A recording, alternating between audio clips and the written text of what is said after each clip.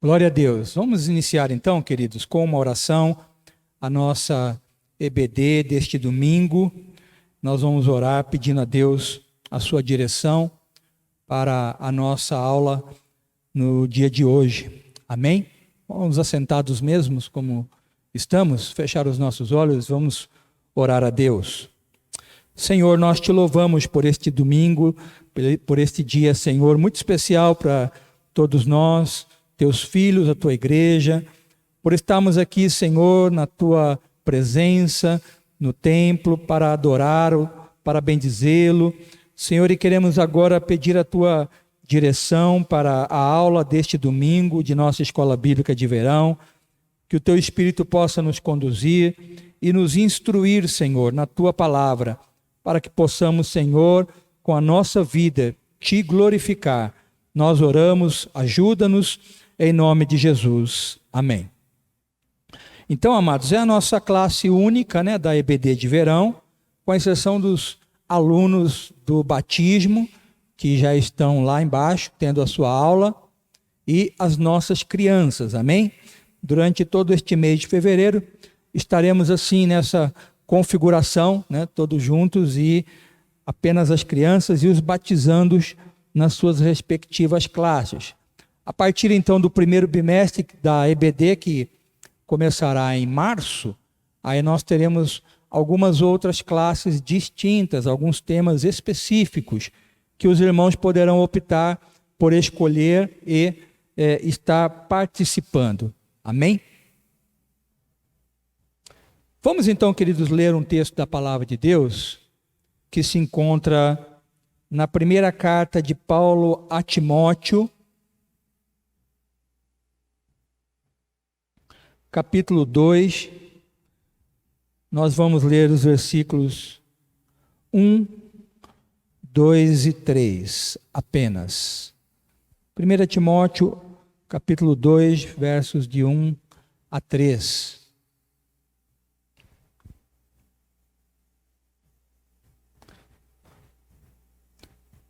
Vamos ler? Todos encontraram? Vou esperar que os irmãos encontrem. 1 Timóteo, capítulo 2, versos de 1 a 3. Diz assim a palavra de Deus: Antes de tudo, peço que se façam súplicas, orações, intercessões e ações de graças em favor de todas as pessoas.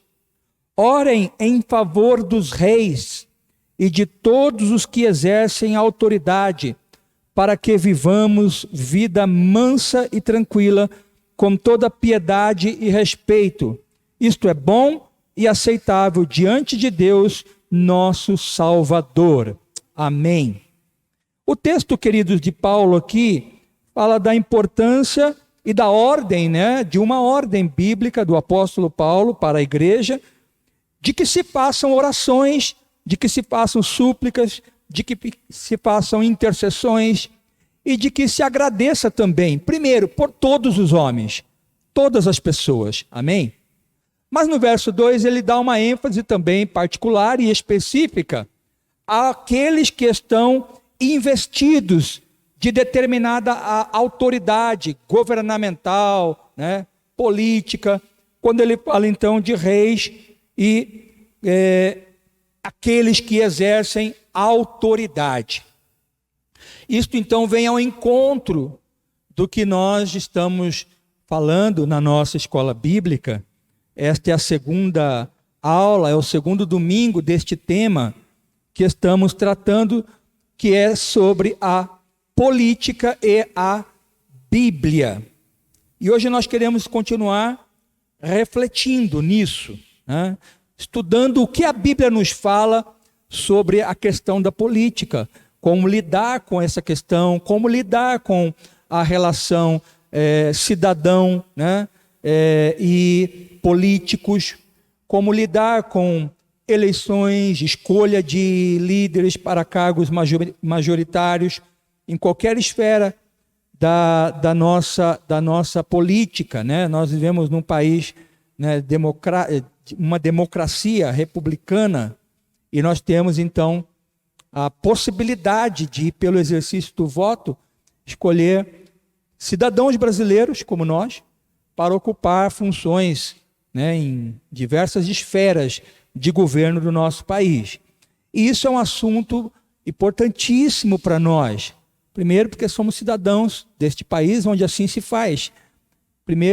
Segundo, porque somos crentes, cristãos em Cristo Jesus. E nós temos como regra de fé e prática a palavra de Deus, que nos instrui sim com respeito a este assunto. Por isso estamos aqui nos devotando e nos dedicando a estudar a Bíblia dentro desse tema, tá bom? No domingo passado, no domingo anterior, nós falamos de 3 posições equivocadas a respeito desse assunto, o envolvimento do cristão com a política. Se os irmãos se lembram, quem estava aqui, falamos que é um equívoco entender e defender, né, que a religião deva ser algo imposta pelo governo. É um equívoco também se excluir, tentar excluir o livre exercício da religiosidade, né, da nossa devoção cristã, da esfera governamental. Né, ela deve ser exercida também junto a estas esferas, para inclusive exercer a influência cristã nessas esferas, que é o que nós vamos falar hoje. E em terceiro, nós vimos também que é um equívoco achar que a igreja ela só existe para pregar o evangelho, anunciar o evangelho, e não se importar com assuntos tais como a política. Então nós vimos esses 3 equívocos, como nós chamamos, né? E eu queria saber se ficou alguma pergunta para ser feita nesse sentido. Os irmãos podem fazer. Uma coisa que eu gostaria de sugerir para os irmãos, nós já falamos, né? Isso é uma classe, os irmãos podem e devem participar perguntando, mas você às vezes, né, fica um pouco tímido, né? E às vezes você acha que vai demorar muito para fazer a sua pergunta, às vezes você acha que sua pergunta pode não ser tão adequada, né? Então o que eu quero sugerir? Manda pergunta para mim, né? Manda no meu particular, no meu WhatsApp, e eu vou responder. Vou procurar até refletir mais na resposta a ser dada durante a semana, né? E procuraremos responder aqui. Se você tem alguma dúvida, alguma pergunta, e você gostaria então de escrever, manda para mim durante a semana. Pastor, a gente pode votar em determinado partido, em determinado tipo de política. Pastor, a gente pode fazer isso. Pastor, a gente pode fazer aquilo. A sua dúvida vai ser muito importante ser esclarecida aqui. Amém? Então manda para mim, a gente vai estar falando aqui. Não vou citar seu nome, né, se você não quiser. A gente não cita nem seu nome, mas a gente vai tratar dessas questões todas aqui, tá bom? Bom, hoje nós vamos tratar, queridos, de ver algo muito importante para a política e para o país, que é a influência da igreja, né?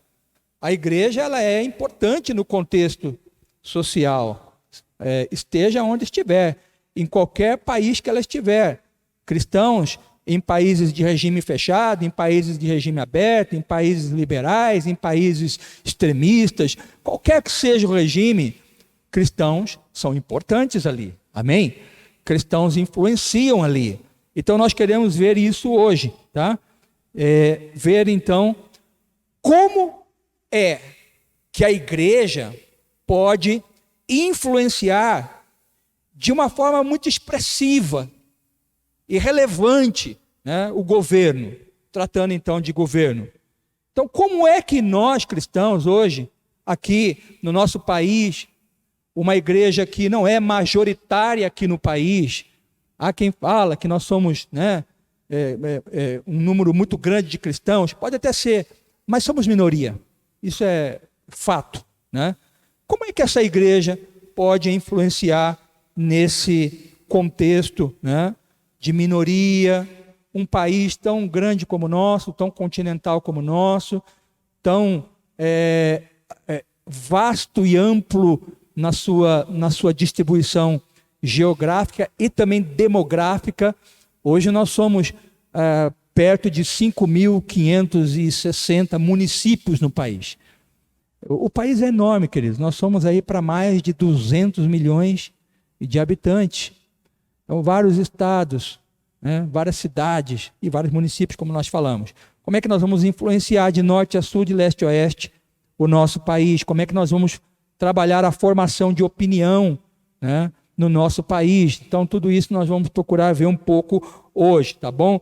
Então, começar primeiro entendendo, queridos, que há vários níveis de comprometimento cristão com a política. Os irmãos vão de convir com isso. Deus pode chamar alguns aqui para um envolvimento mais profundo com a política.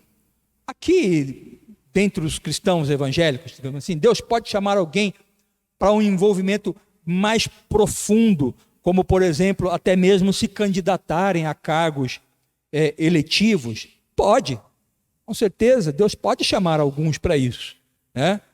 Chamar alguns cristãos para se envolverem de uma forma mais profunda em organizações que defendem direitos dos minoritários, né? Direito daqueles hipossuficientes da sociedade, os pobres, né?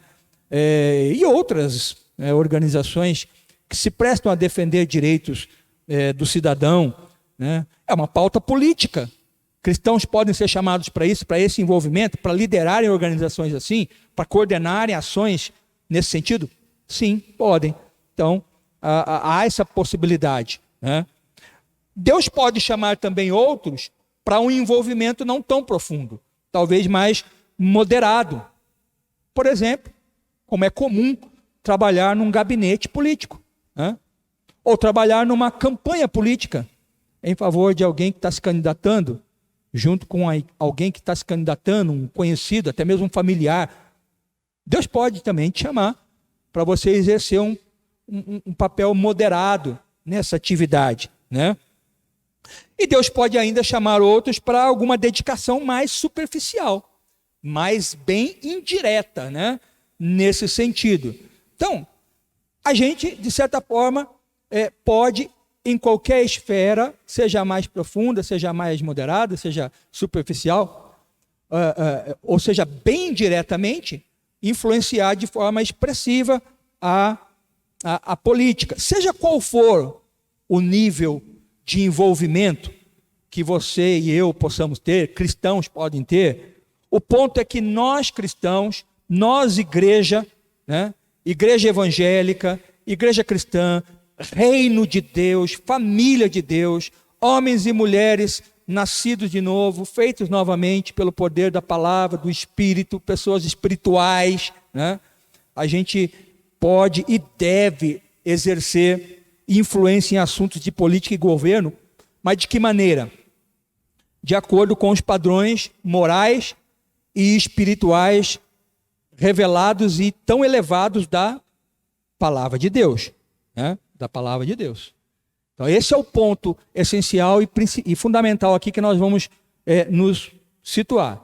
A nossa influência será com base nos padrões elevados, sejam morais, éticos, espirituais, da Bíblia Sagrada, das Escrituras, porque é ela que nos rege, ela que rege qualquer influência que nós tenhamos, seja na política ou seja fora dela, né? Seja na economia, seja na comunidade, seja na família, na escola, no trabalho.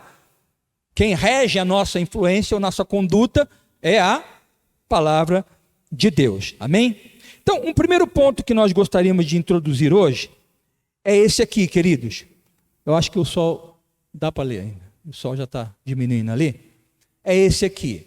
É uma declaração grande, eu quero ler e gostaria que você prestasse atenção. Uma influência expressiva não é sinônimo de intolerância, desrespeito às opiniões alheias e contrária às nossas, ódio, ofensas. Pelo contrário, a igreja deve influenciar, sim, com firmeza e persuasão, mas também com amor, respeito e compaixão. Esse é um ponto fundamental quando a gente fala de influência política, queridos. Porque, como eu disse, nós somos regidos pela palavra de Deus, pela constituição do reino de Deus, que é a palavra de Deus. Jesus, quando veio, ele faz questão de deixar bem claro, logo de início, qual é a regra, né? O que é o combinado. E ele faz o quê?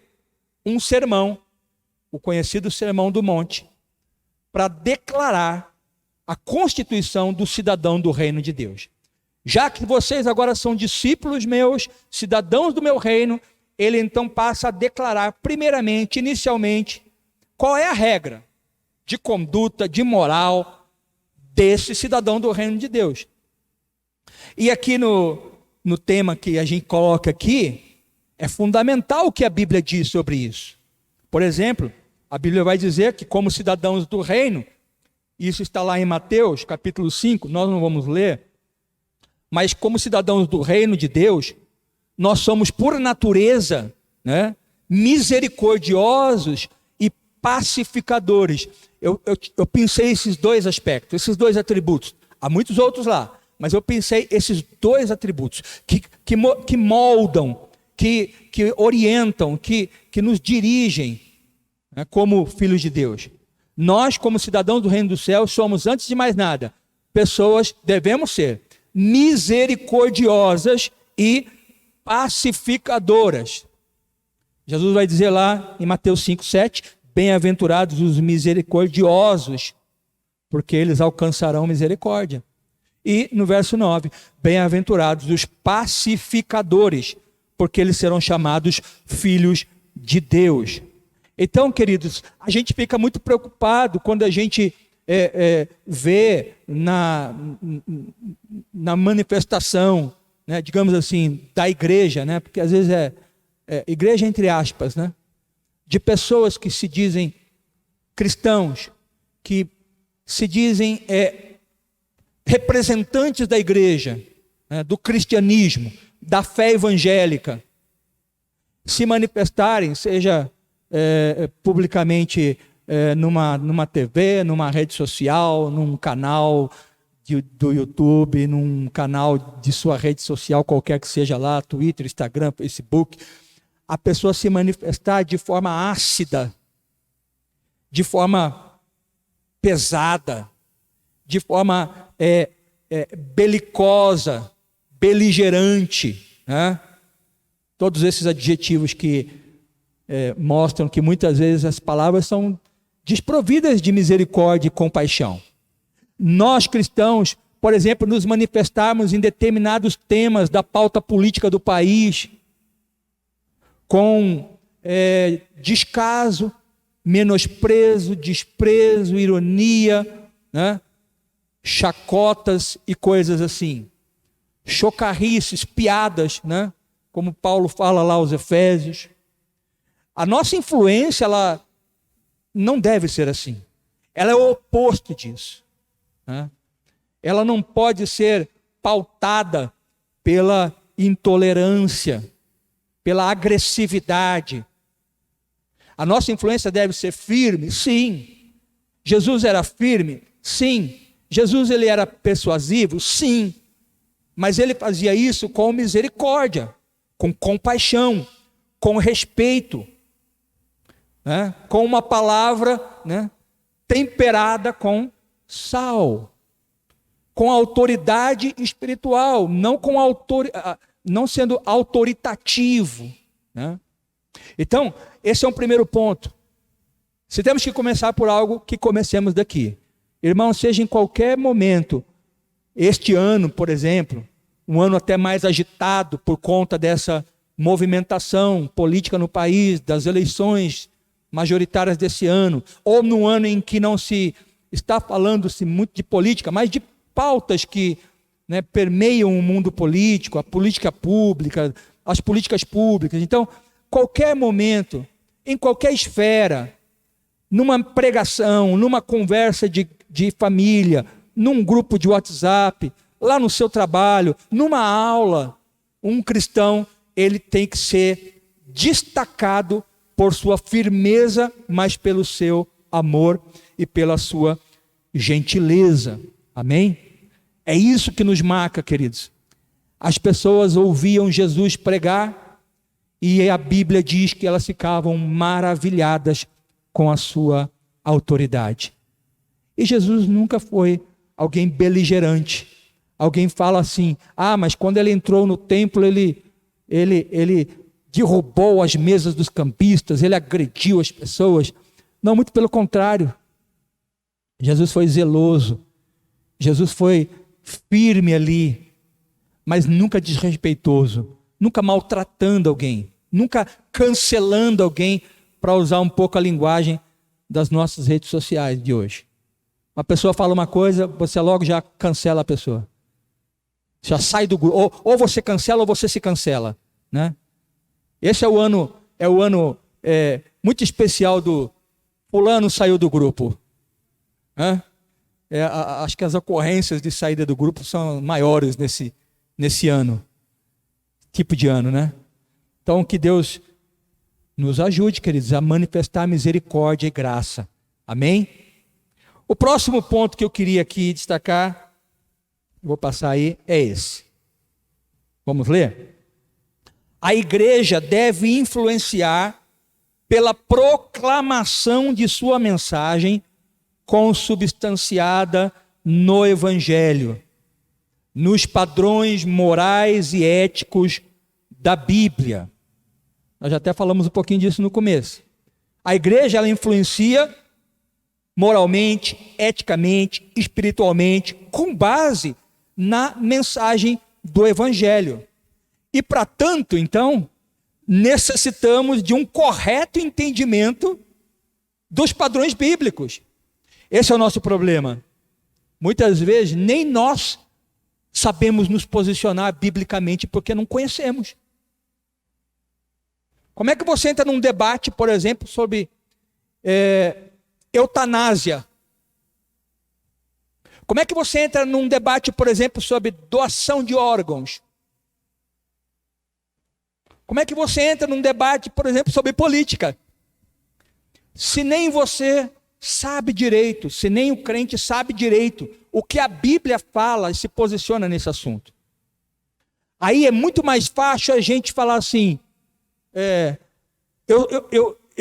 eu fui levantado por Deus para pregar o Evangelho. Ou a gente ser direto e fechar as portas para qualquer argumentação, dizendo o seguinte, esse assunto aqui não é para mim, esse assunto é para o pastor da igreja, esse assunto é para o meu líder lá. Você foi chamado para ser sal ou não? A influência é sua. Agora você precisa saber o que a Bíblia diz de determinado assunto, no caso aqui, na questão da política, para que você possa exercer influência. E isso só vem, queridos, somente através de muito estudo e prática da palavra de Deus. O povo cristão precisa ter comprometimento, né, com a palavra de Deus, se ele quer exercer influência relevante, positiva na sociedade, na vida das pessoas. Mas nós temos às vezes muita preguiça, não queremos estudar, não queremos nos dedicar, não queremos ler. Nós somos, talvez aqui no país, né, no continente, né, no globo talvez, um dos países que muito pouco se lê, né? As pessoas leem pouco, né? Leem poucos livros, se dedicam muito pouco a entender da Bíblia ou a entender de determinado assunto da Bíblia. Então, nós precisamos desse correto entendimento dos nossos padrões bíblicos. Cristãos são o quê? À luz do Sermão do Monte ainda, né? São sal, são luz. Sal e luz, eles orientam o caminho. Cristãos orientam o caminho. Cristãos balanceiam a vida na sociedade. Eles temperam a vida na sociedade. Porque o papel do sal é esse, é evitar que isso apodreça rapidamente. O sal, ele talvez não vá conservar eternamente, mas ele retarda o processo de degeneração, degradação. Cristãos são esses balanceadores que mantêm uma certa estabilidade na sociedade. Amados, se não fossem os cristãos, se não fossem os crentes em Cristo, os filhos de Deus, esse mundo já teria se autodestruído. Mas nós somos os reguladores de Deus, que apontam caminhos, que equilibram relacionamentos. Então, essa influência é nós é que retardamos esse processo de endurecimento, de enrijecimento e de destruição. Então, é de fundamental importância que a igreja, como nós estamos fazendo aqui, ela estude, né, discuta, e ela se pronuncie publicamente acerca dessas questões que afetam a sociedade. E aqui eu acho que a gente deve dar alguns passos a mais, porque estudar a gente está procurando fazer. E você, como cristão, deve procurar estudar, mergulhar, conhecer mais. Mas nós temos que dar um passo a mais, nós temos que nos pronunciar. E aqui fica talvez uma provocação para nós mesmos, como igreja, né? Para nós, nossa liderança, nossos pastores, né? Nós nos pronunciarmos mais com relação a questões que afetam a sociedade. Questões como as que a gente sabe, que estão na pauta, né? Quase que sempre. Questões como aborto, casamento, né? Pautas importantes para a igreja, defender e se pronunciar publicamente. Questões como pobreza. Como é que a nossa igreja se manifesta com relação à pobreza? Ela precisa se manifestar publicamente com relação às políticas que combatem, né, a pobreza no nosso país. Segurança pública. Quer ver outra importante? Liberdade de expressão. Nós vimos, queridos, como nós fomos, de certa forma, prejudicados na pandemia. Isso afetou a nossa liberdade de expressão. Não podíamos nem vir aos cultos. Não poderíamos nem... Ok, alguém vai falar, mas foi uma situação, né, pontual. Ok, preste atenção nessas situações pontuais, para que elas não se tornem corriqueiras demais. Então, liberdade de expressão, né? Liberdade de culto nas nossas igrejas, né? Nós vimos essa semana passada, acho que foi a semana passada, uma igreja cristã, né? Podemos dizer cristã no nosso país, não era evangélica, mas que foi invadida por pessoas com bandeira em punho, pau na mão, e algazarra, farra, bagunça na igreja, né? Queridos, a nossa liberdade de culto, ela está em ameaça. Ela está em ameaça. Como é que a igreja vai se pronunciar com respeito a isso? A igreja precisa se pronunciar com respeito a isso. Eu acho que nós como pastores da igreja, como líderes da igreja, precisamos ir a público e falar qual é o nosso posicionamento em determinados assuntos. Ter coragem para isso. De com amor e publicamente manifestar isso, né? Alguns pastores que eu conheço estão caminhando para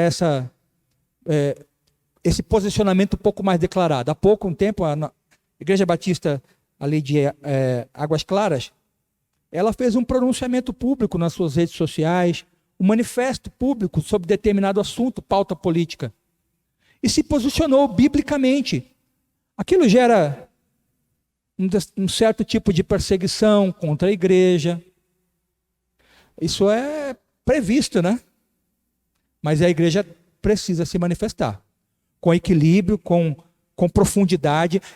A gente não está aqui para sair falando qualquer coisa. Antes disso, a igreja precisa se organizar para isso, né? Toda e qualquer manifestação tem que estar embasada, aprovada inclusive pela igreja, pela sua liderança, para que ela possa ir então a público. Então isso é um aspecto importante. Nós pastores, nós líderes, nós temos a responsabilidade de pregar, de ensinar os crentes da igreja como lidar com essas questões com base na Bíblia e se manifestarem. Tem um texto da palavra de Deus que nós não vamos ler, eu vou falar aqui, mas você não precisa abrir, está em 1 Pedro 3:15, que diz: antes santificai a Cristo como Senhor em vosso coração, estando sempre preparados para responder a todo aquele que vos pedir a razão da esperança que há em vós. Então é nossa obrigação influenciar e se manifestar, mas com base na palavra, com base no evangelho. Para isso nós precisamos nos dedicar a conhecer a palavra, a se firmar na palavra, a se pronunciar com base na palavra, para que essa influência seja uma influência relevante. Um terceiro aspecto que eu queria compartilhar com os irmãos aqui. E irmãos, lembrando, viu? Pode perguntar, tá bom? Se alguém tiver alguma pergunta, levanta a mão. Nós vamos fazer uma pausa para você receber aí o microfone e falar. Se quiser fazer alguma contribuição, consideração, fique à vontade. Mas um terceiro aspecto é esse que se encontra aí, né? Sim. A igreja deve influenciar pela presença de mais e mais cristãos fiéis nos cargos e funções governamentais. Queridos, em tempos de tantos desmandos nos poderes constituídos do nosso país, a gente está vendo isso no dia a dia, seja no poder executivo, seja no legislativo, né? Muito no judiciário, muito se fala hoje dos desmandos dos nossos ministros do Supremo Tribunal Federal. E são mesmo, querido, muitos mesmo. Há muitos evidentes desmandos, atitudes assodadas, né? Em tempos de tantas dificuldades com isso. Eu penso que cristãos como nós devem orar e almejar posições no governo, seja no legislativo, no executivo, no judiciário. Jovens deveriam orar por isso. Pedir a Deus que o oriente no conhecimento e na aplicação para a sua formação dentro de uma carreira, seja no judiciário, seja no executivo, seja no legislativo. Nós cristãos devemos orar, pedir a Deus, almejar estas coisas. Não por uma mera ambição salarial, bons salários, não por como a gente costuma ver muito, né? Por um mero desejo de estabilidade profissional. Não, muito mais que isso. É pelo anseio de ser alçado por Deus para influenciar decisões governamentais, como muitos, queridos, na história da Bíblia fizeram, como muitos na história da Bíblia puderam fazer, puderam influenciar. Você sabe, você que conhece a palavra de Deus, sabe que a história bíblica, ela é feita de pessoas fiéis, que influenciaram governos. Pessoas como José, você se lembra da história de José? Como ele foi alçado por Deus a ser governador do Egito, abaixo do faraó, para influenciar políticas públicas, para influenciar espiritualmente, né? Como Moisés, Neemias, que era um copeiro no governo, e o influenciou de forma espiritual profunda aquele governo. Mardoqueu, o tio de Esther, ou Mardocai, né? Mordecai, né? Como outras traduções falam. A própria Esther, a própria rainha Esther. Isaías, um profeta que estava muito ligado ao Estado, aos reis, né? Daniel, por exemplo, e outros que de fato influenciaram governos e a política com suas vidas.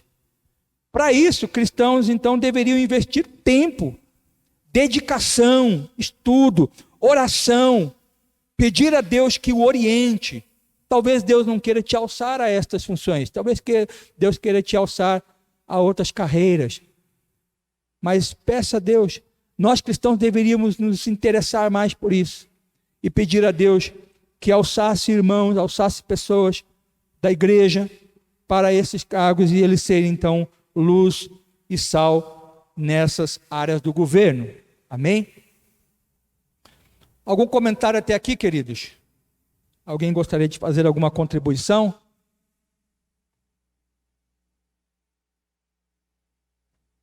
Senão vamos avançar. Próximo ponto aqui que importante de nós vermos hoje, queridos, diz respeito a este ano que nós estamos vivendo, o nosso cenário, né, político nacional nesse ano. Não dá nem para falar que é nesse ano, né, porque parece que desde o primeiro ano do atual governo, parece que a coisa já, engatou com eleição e não para mais, né? É aquela briga, né? Não deveria ter sido eleito e pode vir a ser eleito, né? Então fica aquela discussão constante. Mas esse ano é um ano, né, de maiores tensões, porque é o ano da eleição. E o que nós gostaríamos de ver agora, está aí nessa frase, é que em tempos de eleições, a igreja exerce influência expressiva no governo e na política. Como? Através da escolha consciente das pessoas que ocuparão os cargos eletivos. Esta é uma maneira direta e fundamental da igreja exercer influência nesse tempo. Todo cidadão brasileiro, mas a igreja especialmente, queridos, porque a igreja ela pode de maneira coordenada, né? Ela pode influenciar muito a escolha de um vereador quando é um município, né? Ou no nosso caso aqui, de um deputado distrital, né? Um governador, um deputado ou um senador, né? Um presidente, enfim, a igreja pode influenciar muito de forma expressiva essa escolha.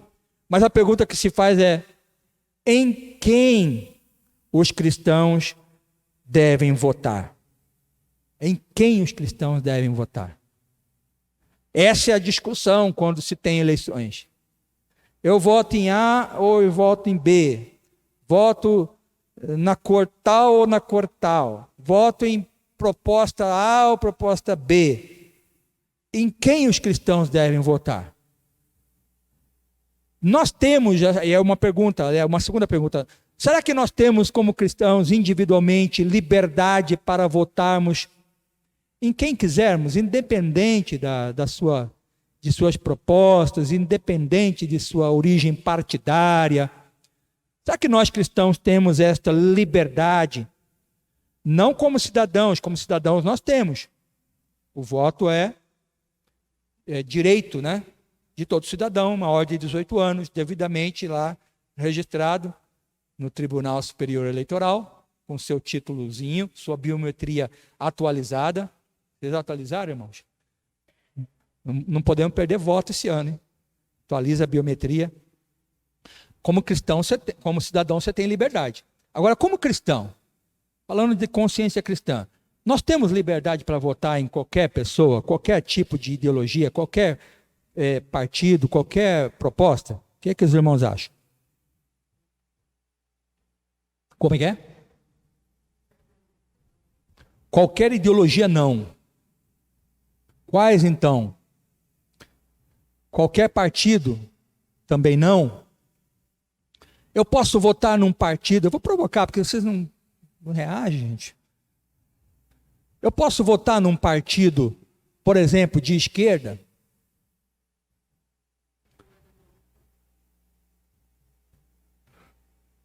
Ninguém fala nada.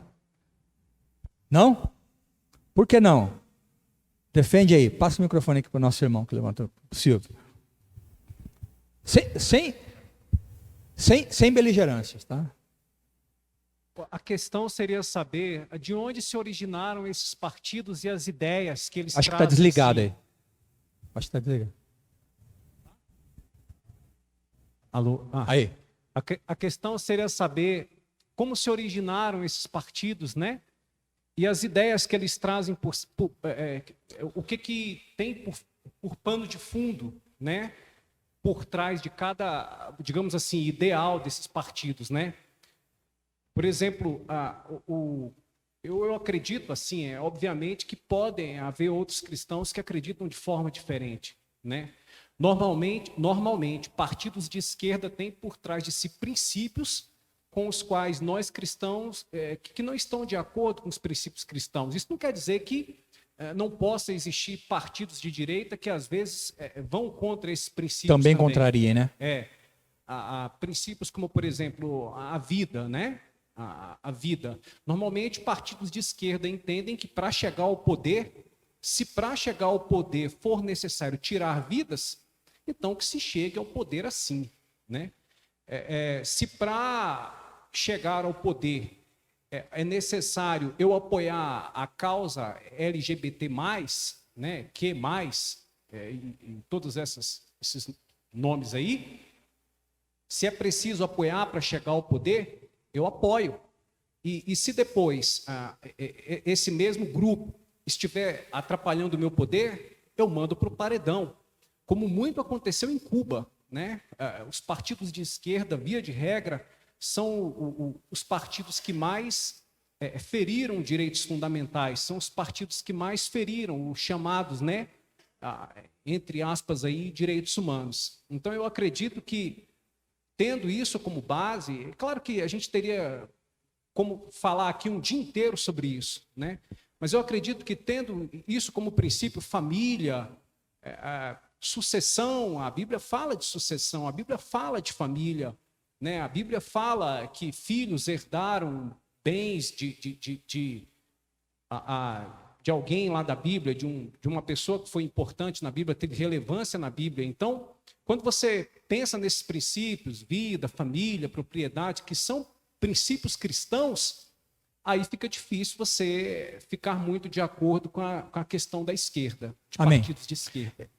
Eu acredito que você deu um bom balizador para nós, um excelente balizador, que é a questão principiológica, né? Questão principiológica. Então, independente de partido, de tendência, né?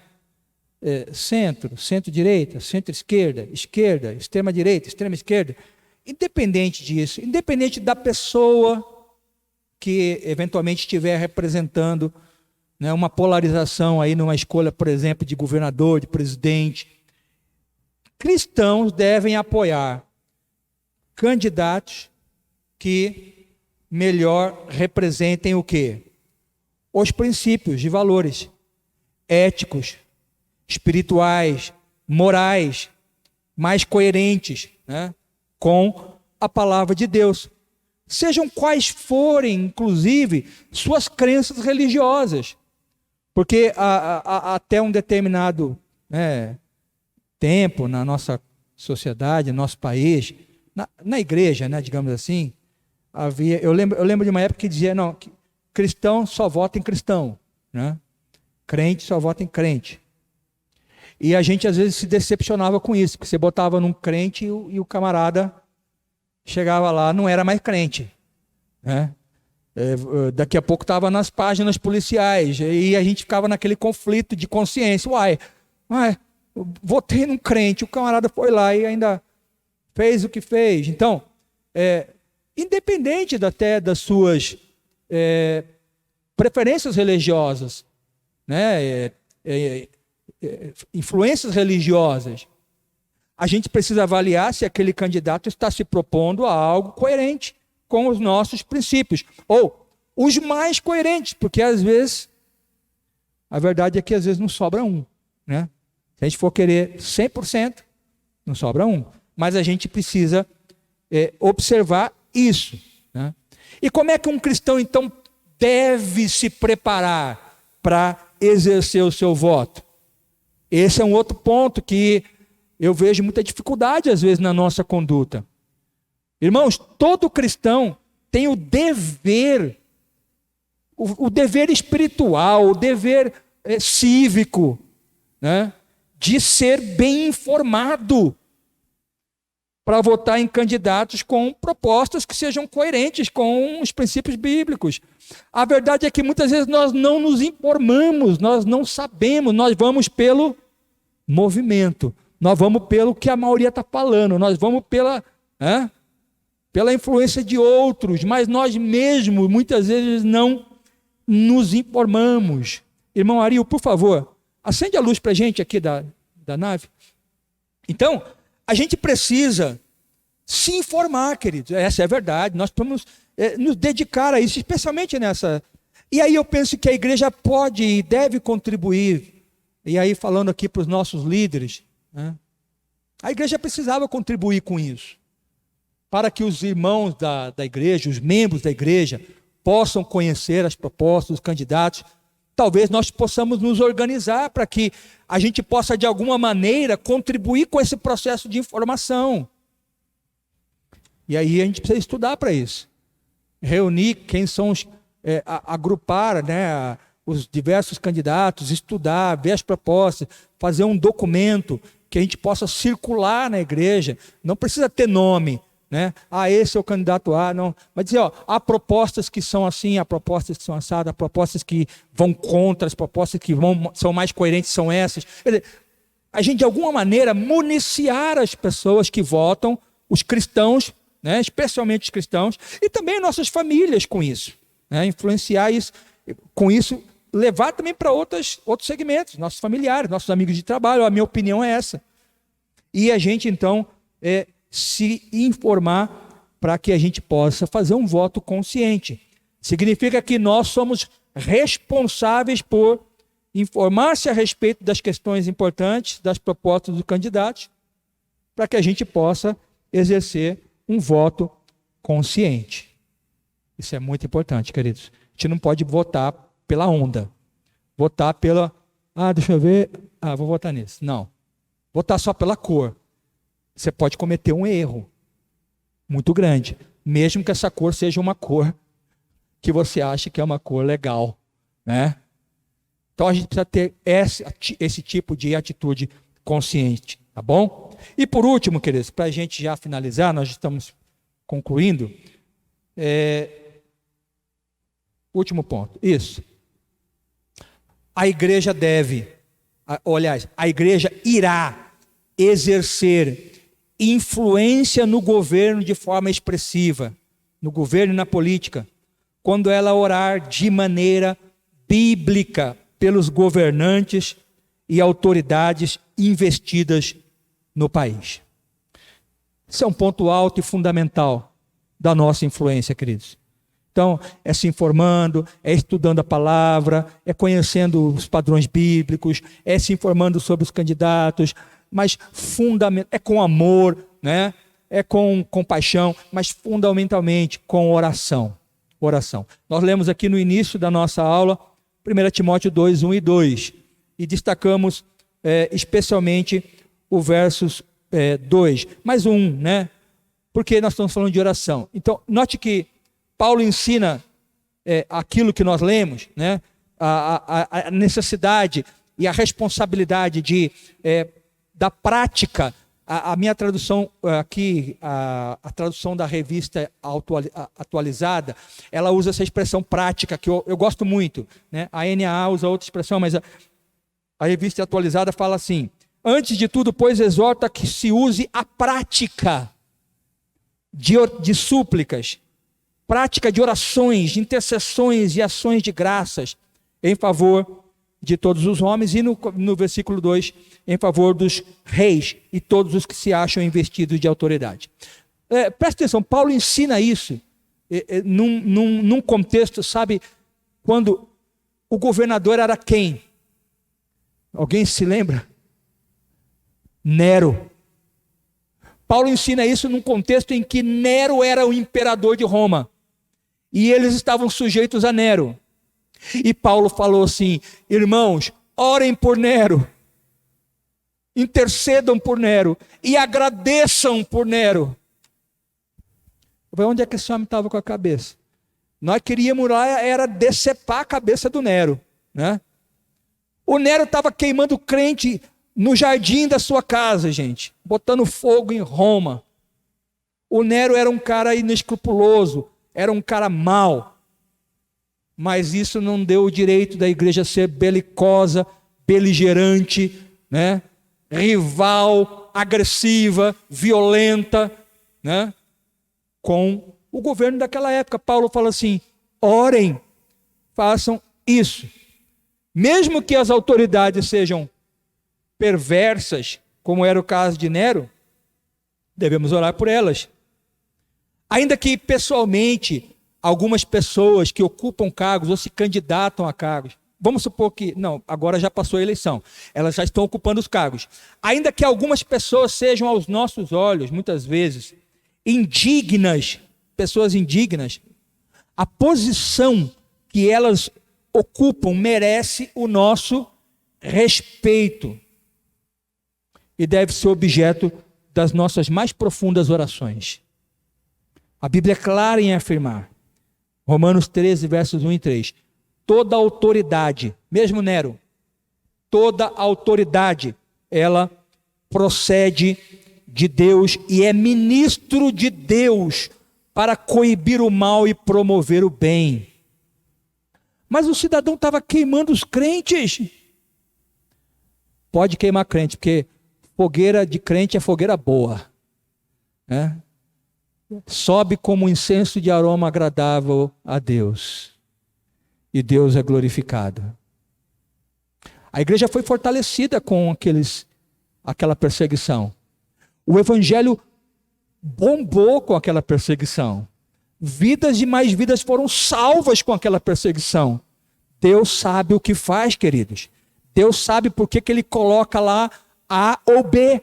Deus sabe por que ele permite partido tal ou partido tal. Deus sabe por que muitas vezes o fogo é cerrado. Não importa. Oremos e sejamos gratos. Intercedamos. A igreja deve, note aqui a escala, ela deve suplicar, orar, interceder e agradecer. Não vai dar tempo da gente estudar cada uma dessas expressões, mas a igreja deve fazer isso como uma prática. Paulo fala, rogo-vos que vocês sejam práticos. Olha, o texto é assim, que se use a prática. O que é isso? Regularidade. O problema é que nós não oramos, queridos, como convém. A igreja é responsável por fazer isso regularmente. É responsabilidade da igreja fazer isso sempre, orar, suplicar, interceder, agradecer, orar, suplicar, interceder e agradecer. Prática é uma agenda da igreja. Nenhum outro segmento da nossa sociedade vai fazer isso. Ninguém vai orar pelos governantes. É a igreja que vai fazer isso. Nenhum outro segmento vai estar preocupado em orar, interceder, pedir a misericórdia de Deus, orar pela vida deles. Ninguém. É a igreja. Está nas mãos da igreja influenciar os governos pela oração. Então, em vez de falar mal, em vez de criticar as autoridades, em vez de combater com palavras aqueles que estão lá, nós devemos orar por elas. E é isso que a gente queria fazer agora. Vamos ficar de pé? Vamos aproveitar o impulso, vamos orar. É um ano de eleições no nosso país. Vamos pedir a Deus que conduza os cidadãos que irão votar. Vamos pedir a Deus que abençoe o governo que hoje está, os governos que estão em todas as esferas, né? Sejam elas federais, estaduais, municipais. Vamos pedir a Deus que nos abençoe nosso país. Vamos clamar. Eu vou pedir ao pastor Raimundo que faça esse clamor, essa oração pela vida dos governantes que estão e aqueles que virão também pelo voto e pela escolha dos nossos brasileiros, nós mesmos nesse ano. Amém? Senhor eterno Pai, Pai amado, nós te agradecemos, Senhor, por esse momento a qual tu nos concede. Pai amado, que tu usa, Senhor, o teu servo, Senhor, para transmitir, Pai amado, o conhecimento para a tua igreja. Pai amado, que esse conhecimento, Senhor, venha ser enraizado no coração, na mente, Senhor, da tua igreja. Que nós sejamos, Senhor, unicamente, Senhor, intercessores. Pai amado, assim como tu usou, Senhor, grandemente, Senhor, homens, Senhor, dedicados, Senhor, à tua palavra, homens, Senhor, que foram alçados, Senhor, na tua presença, Pai amado, para governar, para dirigir. Pai amado, nós confiamos, Senhor, Pai amado, que o teu país, Senhor, está nas tuas mãos. Pai amado, que nós venhamos só unicamente orar, interceder por cada uma dessas vidas e ter o conhecimento, Senhor, do plano, Senhor, político, Senhor, de cada um dos teus servos, Pai amado, que estão direcionados, que estão preocupados, Pai amado, que a tua igreja venha viver momentos sossegados na tua presença, porque nós confiamos unicamente em ti, porque tu que nos dirige, é tu, Senhor, que nos guarda, é tu, Senhor, que nos protege. A tua igreja, Pai amado, sempre, Senhor, será, Senhor, Pai amado, a tua, Senhor, direção, e diante de ti nós te agradecemos, em nome de Jesus.